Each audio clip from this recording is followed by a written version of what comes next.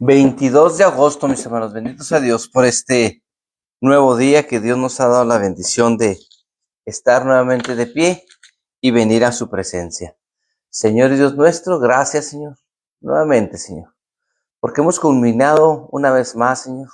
Estamos por culminar una vez más este día de labores, Señor. Esta semana laboral se ha ido tan rápido, Señor, que te damos gracias, Señor, porque nos has cuidado. Estamos bajo tus manos, Señor, tu cuidado, Señor.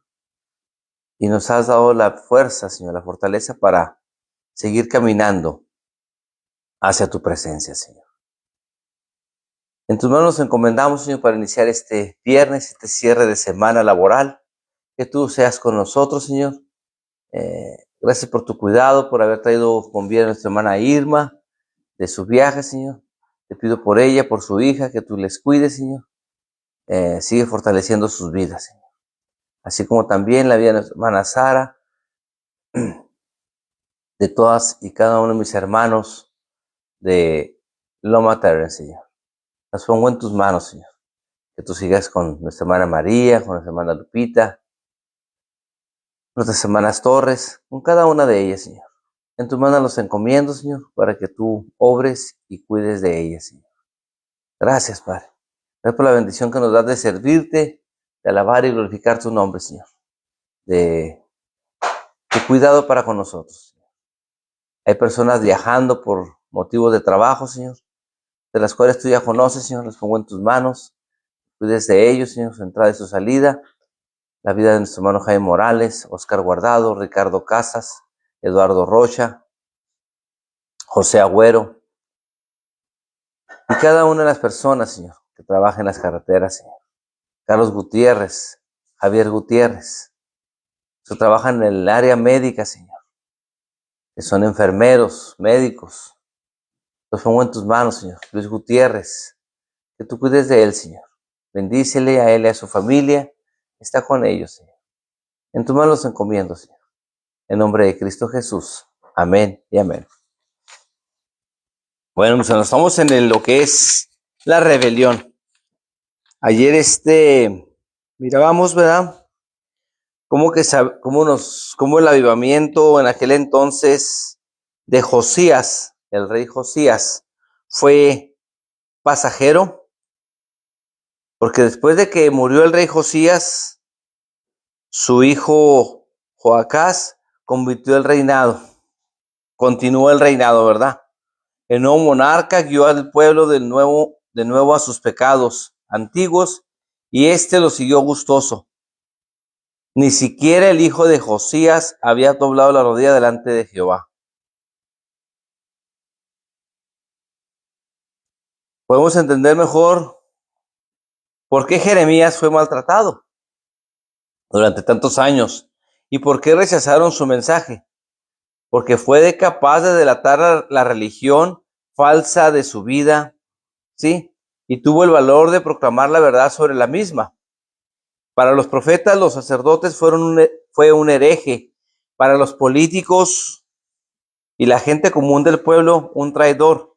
La mayoría de los habitantes de Judá se unieron al desfile religioso, pero Jeremías marchaba siguiendo su propio estandarte. Es probable que Jeremías guardara silencio durante los años de la reforma de Josías, pero cuando Joacás fue coronado, el profeta rompió su silencio y predicó un sermón valeroso puesto de pie ante las puertas del templo. Vamos a Jeremías 7, versículo 1, y a Jeremías 8 también. Jeremías 7, que dice de la siguiente manera: palabra de Jehová que vino a Jeremías diciendo: ponte a la puerta de la casa de Jehová y proclama ahí esta palabra y di: oíd palabra de Jehová, toda Judá, los que entráis por estas puertas para adorar a Jehová. Así ha dicho Jehová de los ejércitos, Dios de Israel: mejorad vuestros caminos y vuestras obras, y os haré morar en este lugar, y os haré morar en este lugar. No fiéis en palabras de mentira, diciendo, templo de Jehová, templo de Jehová, templo de Jehová es este. Pero si mejoraréis cumplidamente vuestros caminos y vuestras obras, si con verdad hiciereis justicia entre el hombre y su prójimo, y no oprimiereis al extranjero, al huérfano y a la viuda, ni en este lugar derramaréis la sangre inocente, ni anduviereis en pos de dioses ajenos para mal vuestro, os haré morar en este lugar, en la tierra que di a vuestros padres para siempre. Jeremías 7, versículo 1 al número 7. Mis hermanos, aquí vemos este llamado de Jeremías y podemos ver y podemos entender lo que nos dice la advertencia que Jeremías hace a su pueblo. Para empezar, dice, así ha dicho Jehová de los ejércitos, Dios de Israel. Así dice el Señor. No venimos con palabras, no tenemos que venir con palabras, yo declaro, yo decreto, yo arrebato. No. El pastor dijo no. Así ha dicho nuestro Dios. Así dice nuestro Dios. Eso es lo que tenemos que entender, que es la palabra de Dios quien nos habla. No es que mi pastor dice, no. Dice la palabra de Dios. Mi pastor dice esto, no. ¿Qué dice la palabra de Dios? Porque uno como pastor, como ministro puede decir muchas cosas, pero lo que dice la palabra de Dios. Por eso aquí Jeremías nos invita y nos hace la advertencia de que mejoremos nuestros caminos. Dios aconseja al pueblo que enmiende sus caminos a Él. Aquí vemos cómo mejorar el camino. Significa enderezar la senda y volver a la ruta de la que uno se había extraviado, de la que el pueblo se había extraviado. Vuelvan a mí, vuelvan a este camino. Es lo que está diciendo Jeremías en este capítulo 7, versículo 3. Así ha dicho Jehová de los ejércitos, Dios de Israel. Mejorad vuestros caminos y vuestras obras, y os haré morar en este lugar. Vamos a Jeremías 8:11. También ahí así nos habla la palabra de Dios. Y curaron la herida de la hija de mi pueblo con liviandad, diciendo, paz, paz, y no hay paz. Sí. Imagine cómo responderían hoy en día los miembros de una congregación evangélica promedio si escucharan esta clase de predicación el próximo domingo. ¿Cómo lo recibiría la congregación al estar predicando? Por eso es importante, mis hermanos, es importante que prediquemos la palabra, que prediquemos la verdad de la Escritura.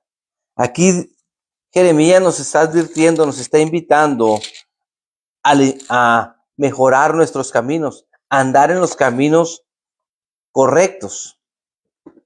Este pueblo, en ese tiempo de Josías, estaba viviendo un avivamiento, un arrepentimiento, un cambio. Y ya lo mencionamos el día de ayer. Quizás lo abandonaron por ese momento, pero en su corazón todavía sentían esa necesidad, esa idolatría. Ayer lo mencionábamos precisamente, ¿verdad? De que mucha gente sí se ha convertido, pero no ha dejado la tradición. Está siguiendo una religión, está siguiendo una tradición, una regla impuesta por hombres.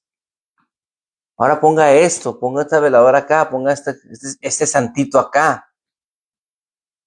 X. No ha dejado esas costumbres.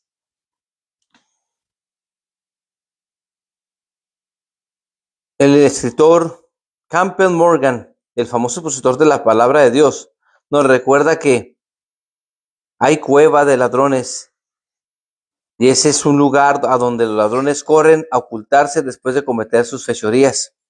Una de las mejores maneras de cubrir nuestros pecados es asistir a un servicio religioso y representar la rutina de la adoración a Dios, evitando con todo cuidado cualquier sentimiento de arrepentimiento. Este pueblo de labios me honra, mas su corazón está lejos de mí. Aquí lo vemos en Mateo 15:8, parafraseando Isaías 29:13. Esto lo vemos en Mateo, pero aquí lo vemos en Isaías 29:13. Vamos a leerlo y nos dice así de la siguiente manera la palabra de Dios. Dice pues el Señor, porque este pueblo se acerca a mí con su boca y con sus labios me honra, pero su corazón está lejos de mí y su temor de mí no es más que un mandamiento de hombres que les ha sido enseñado. Eso es lo que nos decía el profeta Isaías. Tiempo después, vamos a Mateo 15:8. Mateo 15:8. Y nos dice de la siguiente manera: este pueblo de labios de honra, mas su corazón está lejos de mí. Está parafraseando Mateo 15:8, está parafraseando a Isaías 29:13. ¿Se da cuenta? ¿Nos damos cuenta? La religión ortodoxa, sí, de los días de Jeremías, era increíblemente semejante al cristianismo ortodoxo de hoy. Por un lado, lo que la gente profesaba creer tenía muy poca o ninguna influencia en su forma de vivir. Tenía una expresión pública de la santidad, reputación, pero carente por completo de poder moral o espiritual. El carácter. La religión prosperaba a medida que los pecados de la nación se hacían cada vez más profundos y el juicio de Dios, sí, maduraba siempre y cuando el pueblo apoyara el ministerio del templo y hablara mucho sobre la fe de los padres. No se demandaba de ellos ninguna otra cosa, pero Jeremías clamó por algo más profundo. Clamó por algo más profundo. En estos días somos desafiados, pero no transformados, convictos, pero no convertidos. Oímos, pero sin hacerlo de verdad. Por ende, nos engañamos a nosotros mismos. Estas son las palabras de un locutor de una radiodifusora, sí, de Van Hadner. Así describe Van Hadner, sí, la iglesia con gran precisión. En estos días somos desafiados, pero no transformados. Les voy a dar este desafío, al último de la predicación, ¿verdad? Los desafío a lo siguiente, pero no llega a la transformación. Pero no transformados. Convictos, pero no convertidos. Oímos, pero sin hacerlo de verdad, y por ende nos engañamos a nosotros mismos. Segunda de Corintios 5:17, vamos para allá.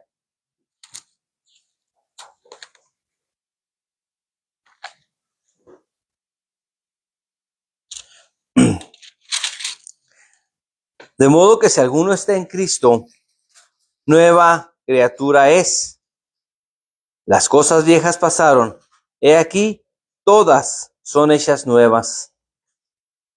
Sí. Pues hay algo muy interesante en esto. Que si sigue sosteniendo eso, vamos a rechazar su programa, le decían a este locutor. Si sigue diciendo eso, vamos a rechazar su programa. Pero, ¿por qué haría semejante cosa? Le preguntó el locutor. ¿No cree usted que el pueblo de Dios debe ser diferente de la multitud no salva? O sea, el locutor les decía, tiene que ser la gente cristiana, la gente convertida, que ha puesto su confianza únicamente en Jesucristo como su único y suficiente Salvador. Debe de haber un cambio, debe ser la diferencia entre los que no son salvos. Sí. Pero un cristiano puede ser carnal, le dijo la persona que lo confrontaba, que un cristiano podía ser carnal. Y un cristiano carnal se ve y actúa lo mismo que una persona no salva. Luego le dice, ¿a qué dice de Lot?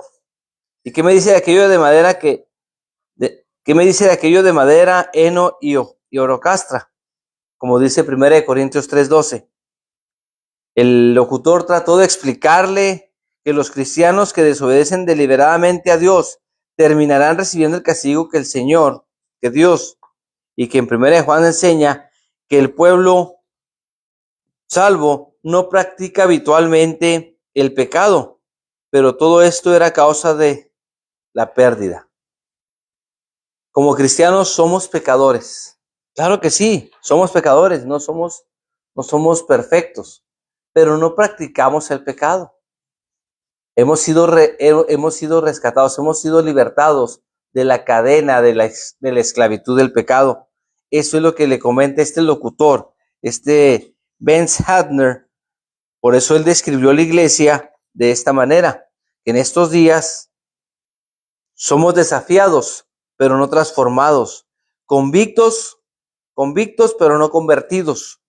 Oímos, pero sin hacerlo de verdad, y por ende nos engañamos a nosotros mismos. Existe otro paralelo en nuestros días y los de Jeremías. Era un tiempo en que la religión constituía un gran negocio y el ministerio del templo prosperaba. Los sacerdotes y los falsos profetas comerciaban una versión popular de la religión que le daba a la gente las suficientes vivencias para que se sintieran felices, pero no la verdad completa que los santificara. Podía adorar a Baal un día y luego encaminarse al templo al siguiente día y adorar a Jehová. Mañana continuamos, mis hermanos. Sé que es un tema bastante amplio y quizás bastante duro, porque hay una verdad absoluta que tenemos que entender. Hoy en día hay muchos mercaderes de la fe que se han hecho ricos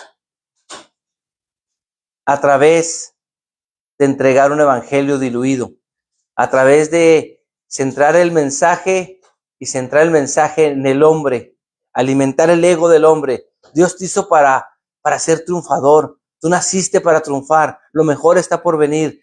Tú eres todo. Tú eres lo mejor. XXX. Pero no se le confronta. No se le dice, sed santos como yo soy santo. Así dice su palabra. Eso es lo que nos dice su palabra. Sed santos como yo soy santo. La gente está acostumbrada y quiere en estos días, como en los tiempos de Jeremías, han hecho del evangelio un negocio. Decía Charles Spurgeon, el que tiene el evangelio de negocio tendrá el infierno como ganancia, o tiene al diablo como socio, como lo quiera ver. Eso lo dijo Charles Spurgeon. Y me he topado y me da risa. Nosotros no, hermano. Ah, caray, ¿quién está diciendo que usted? Solitos caen. Solitos se ponen el saco, ¿verdad? Uno nomás dice la frase muy conocida de Charles Spurgeon, que lo dijo en por los años 1800. El que tiene el evangelio de negocio tiene al diablo como socio, o tiene el infierno como ganancia. Y se irritan, se molestan, pero no estamos hablando de ellos. Ellos solos enseñan el cobre. Qué triste que del evangelio hayan hecho eso, un negocio. Hermanos, tenemos que dar de gracia lo que hemos recibido de gracia. Dios no nos dice, y vas a cobrar tanto y vas a exigirle a la congregación que te pague aseguranza, que te pague un buen salario y que tengas un plan de retiro. Ah, caray, si no soy levita, ya no somos levitas para que la gente diezme y haga y mantenga a levita, ¿verdad? Somos enviados, somos heraldos de la palabra de Dios. Los levitas recibían lo que el pueblo les daba, sus diezmos, sus ofrendas, porque ellos no tuvieron heredad. A ellos no se les repartió tierra. Pero nosotros, gracias a Dios, tenemos un trabajo secular, somos pastores vocacionales, algunos. Bendito sea Dios por los que tienen el tiempo completo, pero en su tiempo atrás ya trabajaron, y tengo muchos ejemplos de muchos hermanos pastores que ya tienen tiempo completo, que gracias a Dios trabajaron en su juventud, tienen su retiro del ejército, retiro de maestro, de qué sé yo, viven de su retiro y están dedicados ya al 100% al ministerio. Bendito sea Dios por ellos. Pero las personas que están únicamente para vivir de la demás gente, por favor, pónganse a trabajar con todo respeto y sin raspar muebles. Hay que trabajar, mis hermanos. El que no trabaje, que no coma, dice su palabra, ¿verdad? Dice la palabra de Dios, tan sencillo.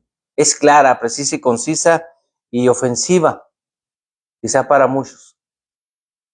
Pero la palabra nos habla con la verdad. Y lo que menos nos gusta es que se nos confronte con la verdad. Señor Dios nuestro, gracias te damos, Señor. Gracias te damos por este nuevo día, este nuevo amanecer que nos has regalado, Señor. En tus manos nos encomendamos, Señor, para que seas tú en nosotros, Señor. Llévanos con bien a nuestros trabajos, Señor. Que todo salga bien, Señor. Sé tú con nosotros, Padre. Te damos gracias, Señor, porque hemos sido bendecidos con este empleo, Señor. Te pedimos por esta compañía, Señor, que tú sigas bendiciendo, que siga habiendo para proveer a nuestras familias, Señor, para cumplir con nuestros compromisos, Señor. En tu mano nos encomendamos, Padre, que seas tú con nosotros, Señor. En nombre de Cristo Jesús. Amén y amén. Hermanos, Dios me les bendiga, que tengan bonito fin de semana.